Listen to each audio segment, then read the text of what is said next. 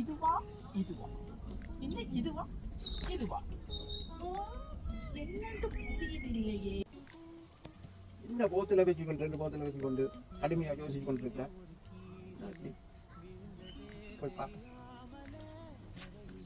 ஏய், என்ன கடுமையாக யோசிச்சு கொண்டிருக்கிறான்? நேத்து டாக்டர்கிட்ட போனீங்களா?